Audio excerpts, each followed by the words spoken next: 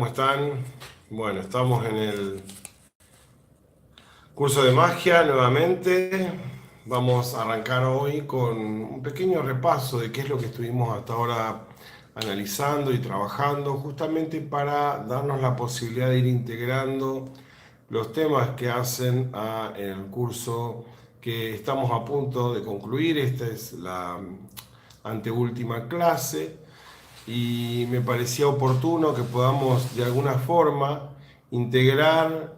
conceptualmente y en la práctica una idea clara acerca de este proceso de sanación, este proceso de magia, este proceso de transformación que logramos justamente con el potencial creativo que tenemos. Es decir, nosotros estamos reconociendo en este curso que verdaderamente existe una gramática de la magia, una forma en la que nosotros interactuamos con el universo, un modo a partir del cual nosotros conocemos cómo es el lenguaje de la energía. Esto no quiere decir que vamos a ser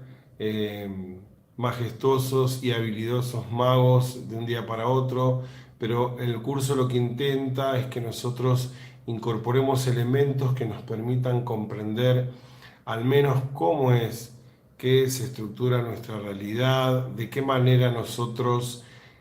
obtenemos resultados en torno a la forma en la que orientamos nuestras creencias, de qué manera han impactado en la gramática de nuestra historia, en la forma en la que vemos el mundo,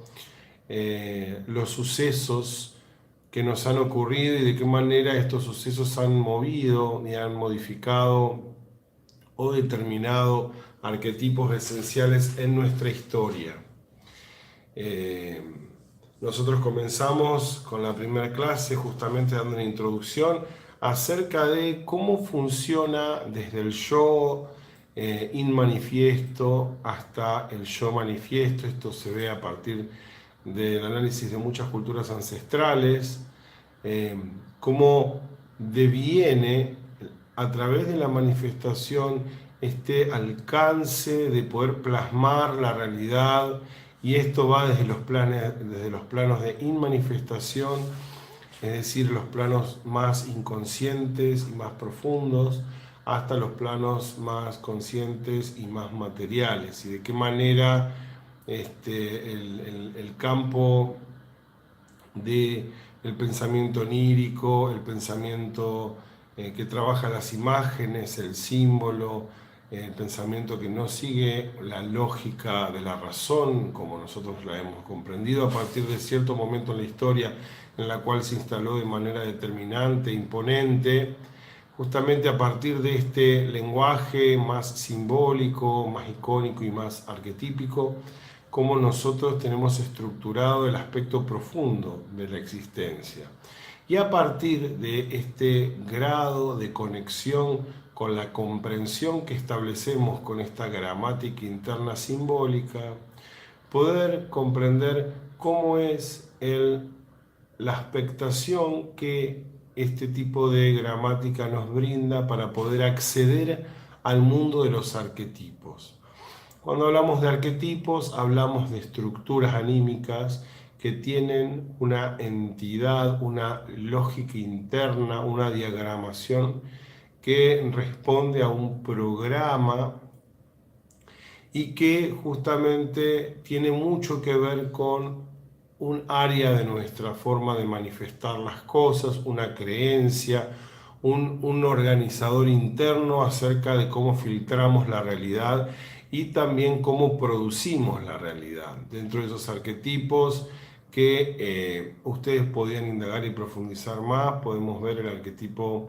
del padre biológico, del principio masculino de la creación o del padre universal. Es decir, podemos ver tanto un principio masculino de la energía, como podemos ver la vinculación que tenemos en nuestra cultura con respecto a las expectativas de ser padre, y el aspecto más evolucionado y arquetípicamente quizás más resonante con un grado de superación interior y de autoconocimiento tiene que ver con la forma del padre más allá de la estructura biológica y sí en un plano de existencia equiparado a estas fuerzas naturales profundas como son la del sol y la de los elementos, en conexión a esta idea del Padre como una figura arquetípica y representativa mucho más profunda. Entonces, tomando este arquetipo de lo masculino, ya sea como parte de nuestra historia, tomando así lo masculino como una parte de lo que es en esta dualidad de manifestación, cuando el yo pasa a la conciencia manifestada, este principio masculino, cómo se manifiesta en nuestras vidas. Y también buscando acceder a este universal masculino como es el Gran Padre, la figura paternal por excelencia, más allá de la historia cultural, de la forma y de este proceso dual. También hemos visto que existen otros arquetipos. Muchas veces hacemos referencia al arquetipo del niño interior, ¿sí? Ahí está esta imagen inocente, primordial, pura, de quienes fuimos en nuestro estado de infancia, pero también que está tan conectada con esta ligazón espiritual. Bueno, desde el punto de vista de eso también se pueden hacer una serie de interpretaciones internas que tenemos de cómo construimos este punto donde se asienta la conciencia. Vimos que los arquetipos son estas estructuras que son envases de toda la significación de nuestra conciencia. Y trabajando los arquetipos, tenemos el arquetipo del guerrero, el arquetipo del visionario, el arquetipo del sanador, en fin, hay muchos arquetipos. Están los animales de poder, como en las culturas chamánicas, como arquetipos de sanación, los ángeles o algunos santos, es decir, estas fuentes de conocimiento y de revelación, pero también del poder mágico interno que tenemos, porque recordemos que en esta concepción original de que el yo está en un estado inmanifiesto y luego entrando en la forma, entrando en la dualidad, aparece la manifestación del yo que finalmente se materializa en esto que somos, pero en la diversidad de la forma, adquiere muchos ojos y muchas formas, pero en realidad es uno. Y es el perceptor, es esta conciencia que percibe en mí. Esa conciencia de unidad es aquella que en realidad le da sentido a todo lo que existe, y por ende cuando estamos en un proceso de los arquetipos, lo que nosotros hacemos es permitir que aspectos más elevados en términos de lo que es la energía y la manifestación de nuestro yo salgan a la luz como poderes internos que culturalmente hemos embestido en estas figuras llamadas animales de poder, Virgen María, Buda o quien sea, ¿no? Que son arquetipos que nos permiten enfocarnos en ese poder divino, en ese poder superior, en ese poder ancestral y poder comunicarnos dentro de este campo de lo que es la multiplicidad o variedad. El yo se disgrega en muchos seres que pueden ser colaboradores de nuestro proceso. Por ende, estos arquetipos también son formas, son envases de la existencia del yo, a partir de los cuales nosotros en este mundo dual podemos comprender mejor a nivel mental una de nuestras áreas de poderío, de fuerza y de desarrollo de lo que es la magia, que es la transformación en nuestras vidas. Fíjense cómo en las culturas hindúes, les voy a traer para que sea más. Aquí tenemos una figura de, yo les comentaba al principio, Shiva Nataraya. Shiva Nataraya es Shiva, es Dios, en su aspecto de danzarín cósmico. En este aspecto de danzarín cósmico, este yo que soy, esta instancia de ser, lo que hace es con esta aureola de fuego es construir y destruir el universo, manifestar e inmanifestar y transformar en el medio el proceso de lo que es la materia y su forma.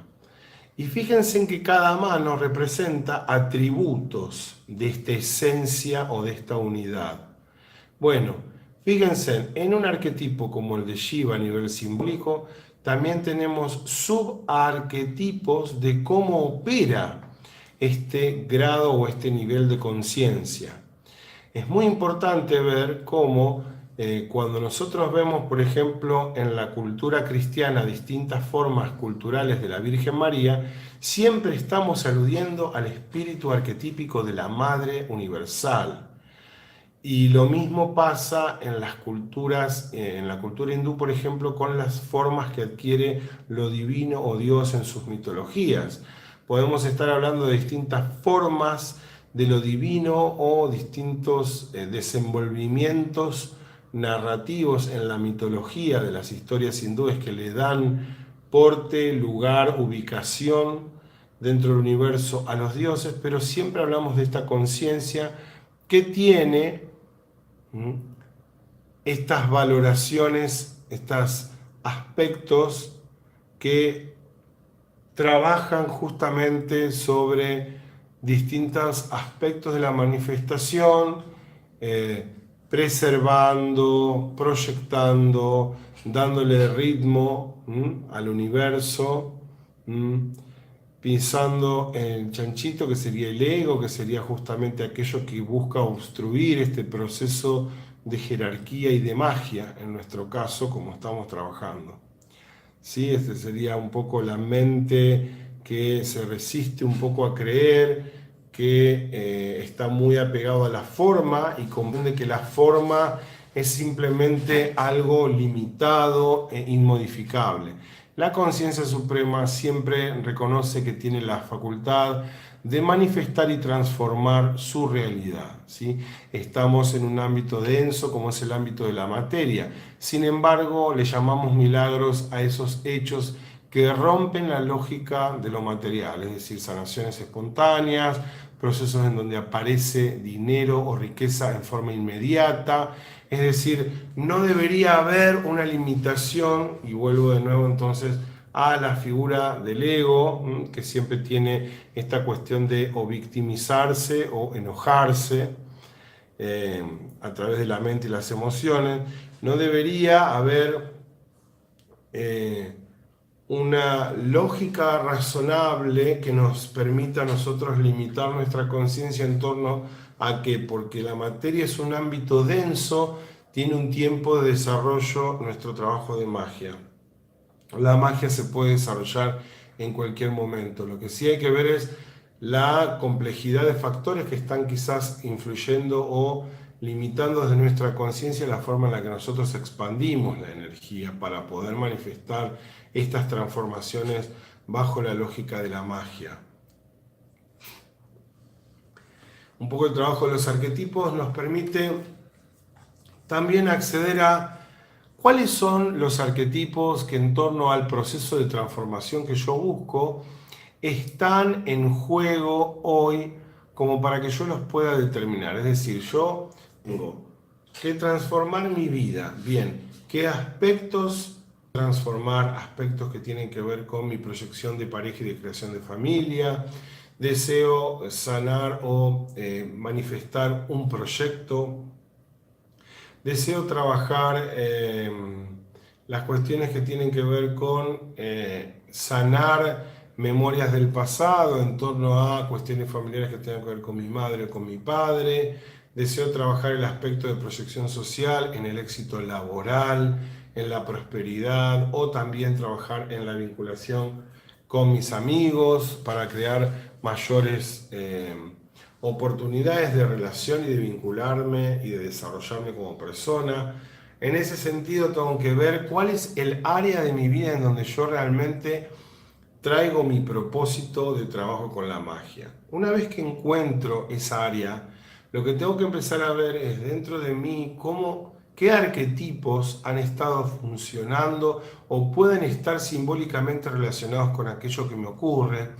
y luego ver de qué manera fueron aspectados, fueron potenciados o disminuidos a través de la narrativa de mi historia personal en mi ámbito familiar, con la relación que he tenido yo con quienes me han prestado los primeros lentes para ver el mundo, quienes han sido mi padre y mi madre, pero también pueden haber sido mis compañeros de la escuela, o algún tío, o alguien que haya producido algún hecho que me haya potenciado o disminuido en algún sentido. En todo caso, yo tendré que trabajar con eso. Ya llegando al punto de conocer eso en el ámbito de todo lo que hablamos con respecto al área de los arquetipos, me voy a mover al área ritual. Y voy a ver de qué manera voy a contrarrestar o cotejar en equilibrio, voy a fundir con un opuesto complementario este hecho que ocurrió y cómo le voy a dar una narrativa, una escena, un desenvolvimiento, una acción simbólica que busque sanar o darle orden o proyectar o manifestar esto que yo deseo realizar. Y ahí voy a tener que usar mi ingenio, mi capacidad de simbolización, si voy a utilizar velas, si voy a utilizar muñecos, si voy a utilizar hilos, si voy a utilizar semillas y granos, si voy a trabajar con, por ejemplo, la tierra, si voy a trabajar con el agua, por ejemplo, si trabajo con la tierra, si voy a enterrar, si voy a sembrar, si voy a dibujar sobre la tierra. Cuando estoy trabajando con respecto al agua, si voy a limpiar algo, si voy a permitir que algo fluya, si voy a bañar algo, si voy a tomar un líquido que yo imprima a través de un ritual con algún trabajo arquetípico, si trabajo con el fuego, si voy a purificar, si voy a volver a cero, si voy a quemar, si voy a utilizar incienso, si voy a utilizar un carbón, si voy a hacer un fuego ritual, si voy a encender una vela, si voy a trabajar con la luz del sol. Con respecto al aire, si voy a soplar, si voy a trabajar con el soplido, si voy a trabajar con el movimiento del humo de los sahumos, si voy a trabajar con la inspiración, con la exhalación, si voy a arrojar al espacio elementos para que hagan una proyección sobre el aire. Todo esto tiene mucha significación y voy a ser yo el que voy a ir encontrando esta arquitectura, este diseño y este trabajo de determinar la forma en la que voy a organizar el ritual y lo voy a llevar a cabo. En este sentido, el ritual nos acerca al aspecto de lo que es la sanación, que es una forma a partir de la cual nosotros utilizamos la magia para restaurar un proceso. Es decir, es una forma del ritual, por eso viene previamente la parte del ritual, que nos permite a nosotros acercarnos a poder devolver amor, restaurar una energía que no se pudo dar y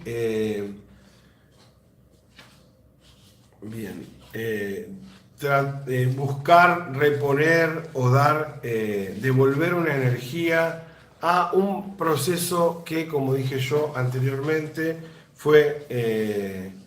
de alguna forma herido, ¿sí? O tiene una situación traumática o conflictiva que necesitamos tratar. Fundamentalmente lo que a nosotros nos importa con respecto a la sanación es comprender qué entendemos por el concepto de salud y enfermedad.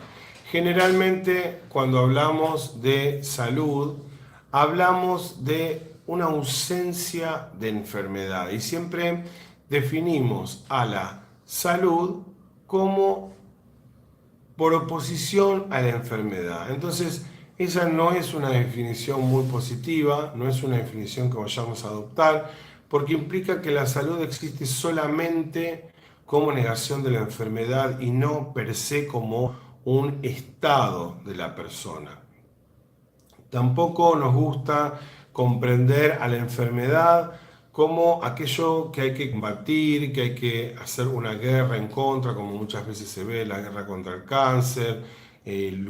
lucha contra el VIH, todo el tipo de trabajo que se realiza para ver a la enfermedad como algo nocivo y estábamos hablando de que se vea la enfermedad como algo que busca ir en contra de nuestra propia existencia como un fenómeno muy asociado necesariamente, no digo que no esté, digo, pero muy asociado necesariamente a el dolor, a el sufrimiento, al padecimiento, a la sumisión de la voluntad, a que no hay mucho por hacer y eh, siempre aludiendo a algún carácter relativo a la muerte, es decir, generando en las otras personas el temor a la infección, al contagio, y en ese sentido hay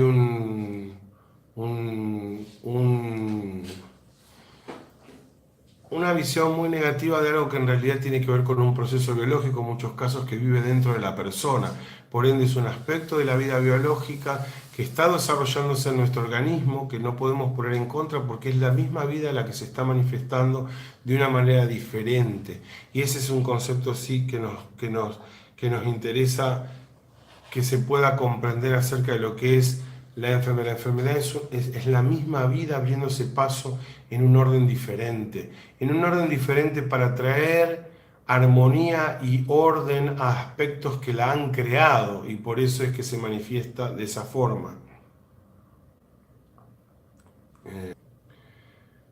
Y también ver a la salud, en todo caso, como un proceso que nosotros llamamos proceso de salud de enfermedad, porque ninguna persona está completamente sana o completamente enferma. Entonces, estamos hablando de un proceso que tiene que ver con la vida y también tiene que ver con el desarrollo de la transformación que todos los organismos hacemos, no solamente a nivel biológico, sino también a nivel emocional y mental. Y por qué no como trascendencia, atravesándolo justamente a partir de la espiritualidad, que es en donde queda resumida la versión más sabia de nuestra experiencia humana, y es ahí donde reside finalmente el resultado más profundo y que nos llevamos con nosotros, que es el de crecimiento del alma.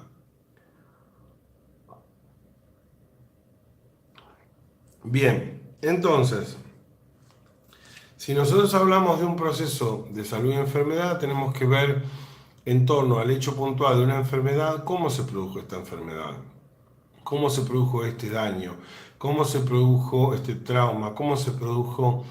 esto que está generando síntomas, cómo es el síntoma, qué característica tiene. Fue un conflicto de desplazamiento físico, es decir, perdí territorialidad. Fue un conflicto de haber perdido la capacidad de alimentarme, es decir, perdí el trabajo, perdí el sustento, perdí a través de un susto o de un shock inesperado un bocado de aire en esta sensación de el susto que genera como una forma de respiración que produce una marca inconsciente de dolor y de angustia. He perdido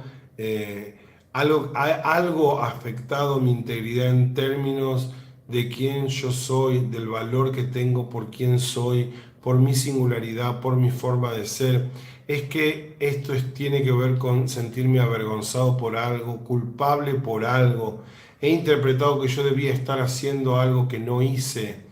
Alguien hizo sobre mí algo que no era debido. Mi padre no tuvo el comportamiento que yo esperaba porque veía en otros padres o en otras familias los hijos vivir de otra forma la relación filial y paternal. Ha sido lo mismo, pero en relación a mi madre, en relación al vínculo con el dinero, que cómo he aspectado yo mi vinculación con el dinero, con la fortuna material y con la capacidad de desarrollo. Tiene que ver con mis capacidades en torno a mi proyección social. Tengo temor con respecto a cómo me relaciono con las demás personas. En fin, las preguntas son muy variadas, pero es importante que cada uno vea la forma en que uno, indagando, puede realmente construir la escena del hecho que vivió. Es decir, en torno a un mal vínculo con alguna persona. Tengo 3 o 4 situaciones que me han marcado. Esas 3 o 4 situaciones pueden tener elementos en común. Puede ser que justo cuando mi papá, como me ha pasado a mí en situaciones de sesiones de sanación, una persona me dice, no, pero recuerdo una vez que mi papá, cuando yo cuando él entraba, yo estaba justo viendo los libros en la biblioteca y se me cayó uno y me gritó y me dijo algo, entonces esta persona todo eso lo tradujo en no poder desarrollarse a nivel académico y a nivel de conocimiento, entonces hizo toda una dramatización donde se revirtió ese proceso que tiene que ver con la caída de un libro como símbolo del conocimiento y la entrada de un padre. Y fundamentalmente en esto de la entrada de un padre tiene mucho que ver con el ámbito privado. En un punto es como una violación del espacio interno privado, porque en ese momento ella estaba tranquila en su mundo con la biblioteca, buscando algo y no esperaba la llegada del padre como una llegada que pone en jaque, que limita o que amenaza este proceso de querer conocer y este proceso que tiene que ver con la curiosidad. Entonces, en torno a eso uno puede tener el fuego, que es esa llama curiosa que tiene que ver con la intención de conocer, y la luz que proyecta el fuego como alumno, alumni, que tiene que ver carente de luz, y justamente la luz tiene mucho que ver con el conocimiento, con lo revelado, por ende podemos hacer un ritual con el fuego.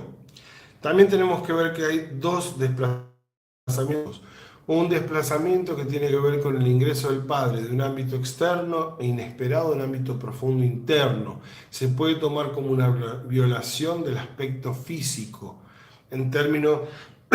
de lo que es el espacio interno privado en donde uno se está desarrollando o está teniendo una comunicación con su mundo interno y privado de fantasía, de búsqueda y de conocimiento. Si bien no es una violación en términos sexuales, es una violación del espacio en términos de cómo en esas circunstancias se generó esta situación. Y finalmente, el hecho de yo estar elevada por sobre mi estatura original de niña en relación a utilizar una escalera, y a su vez la caída del libro con el ingreso del padre. Se produce como una violación del espacio interno donde uno pierde esa privacidad y esa luz de búsqueda y eh, de curiosidad. Se produce una necesidad de querer ir más allá de la estatura propia, justamente en busca de conocimiento, y a su vez la caída del conocimiento y la aparición del padre como una figura ominosa, peligrosa, o una figura que viene amenazante. En todo eso lo que uno puede hacer es trabajar con los elementos simbólicos. Uno puede trabajar con un libro, con una vela y con algo que referencie al padre, algún elemento que la persona traiga, algún elemento que tenga que ver con cómo la persona ve la imagen del padre, con una foto del padre, de manera tal de ver de qué manera se conjuga en un ritual una gramática, un desarrollo que permita justamente sanar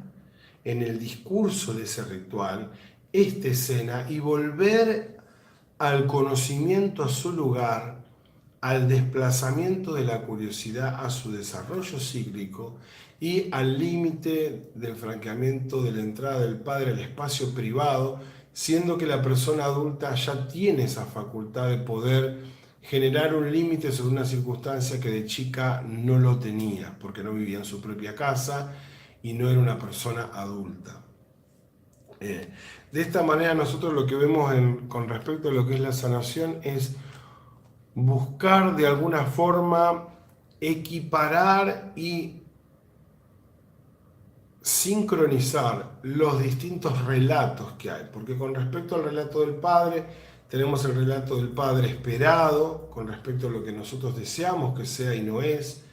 Tenemos el relato de lo que un padre debe ser a nivel cultural. En Argentina o en cualquier otra parte del mundo, el padre tiene un comportamiento de determinada manera, por una cuestión cultural, y se espera que sea más o menos próximo, que sea más o menos cumplidor con respecto a la entrega de provisiones en la casa, que esté más o menos presente en la casa, que tenga una mirada más recta o una mirada más flexible. Todo eso constituye algo que tiene que ver con la figura del padre. Y finalmente el padre universal, como proveedor completo y también como organizador del día y la noche y como rector de los límites y como el establecedor permanente más allá de la forma y de la vida biológica que siempre está presente a lo largo de los siglos, que sería el sol en el caso de muchas culturas de América. Y en este sentido ahí podemos ver cómo opera realmente el carácter fundamental que tiene la sanación como un proceso de volver atrás, de asegurarnos en la repetición del ritual, asegurarnos esta situación de volver atrás, de quitarle el poder simbólico a esos elementos que todavía obstruyen la capacidad que uno tiene de poder volver a estudiar, como en este ejemplo, de poder desarrollarse socialmente, de que el espacio privado no esté vulnerado por un ingreso de cualquier persona en forma amenazante y de que yo pueda desarrollarme más allá de mi estatura para alcanzar aquello deseado, en este caso el conocimiento, o a través del conocimiento y por proyección social y profesional, un desarrollo laboral exitoso. Creo que en este sentido nosotros tenemos que aprender a ver la sanación en términos arquetípicos como una reconfiguración de los arquetipos que nosotros podemos hacer con el uso de la creatividad y de utilizar esos elementos que más representativos sean para poder reconstituir los conflictos que se hayan generado en su momento. Por ejemplo, como les decía, conflictos de desplazamiento, conflictos que tengan que ver con... También pueden haber... Tenemos que aprender a leer por detrás del conflicto, si el conflicto es un conflicto de desfasaje temporal, si el conflicto es un conflicto donde en realidad ocurrió un hecho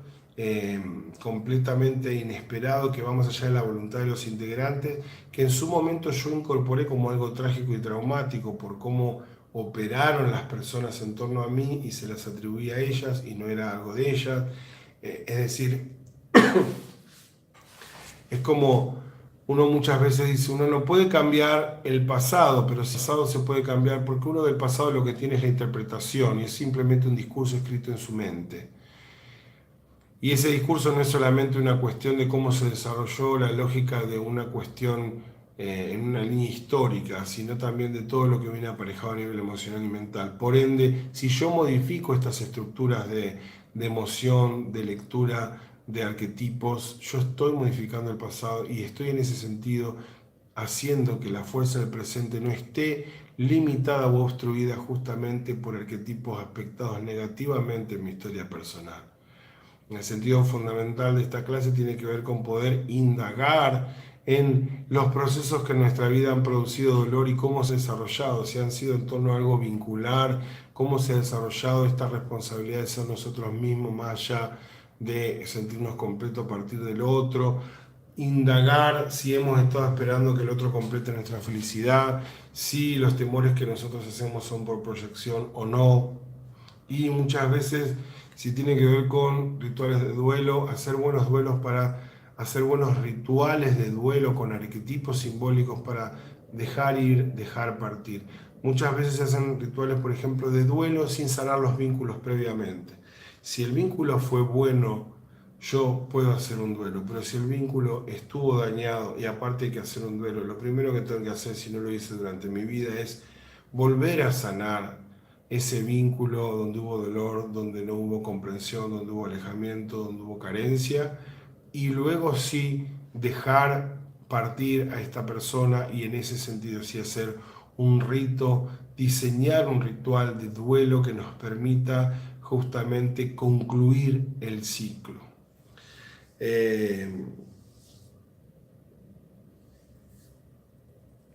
También la sanación la tenemos que aprender a comprender como un lenguaje que incorporamos acerca de cómo relacionarnos con la existencia, con los elementos simbólicos, la forma de cantarle o de dialogarle a cada uno de los elementos con los que entramos en juego, la forma en la que nosotros recuperamos un diálogo que tenemos con la naturaleza, con los espacios naturales, de poder realmente cantar, tocar, sentir, vibrar, oler, escuchar y en eso poder interpretar y leer mensajes que recibimos acerca de nuestro propio proceso. Eso es algo que tiene mucho que ver con la recuperación del ritmo natural de las cosas.